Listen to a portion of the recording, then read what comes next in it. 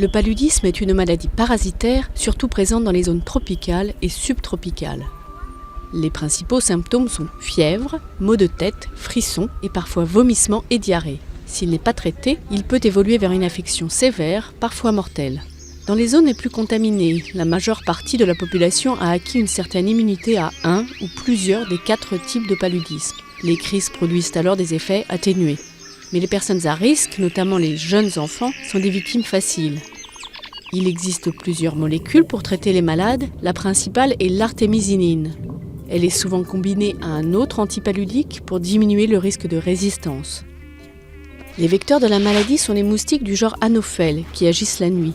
Un insecte pique un individu contaminé et transmet le parasite au suivant. La présence de l'affection est ainsi très liée à celle des moustiques et donc au climat. Les épisodes de pluie sont très favorables à son développement. La lutte contre le paludisme passe par la prévention.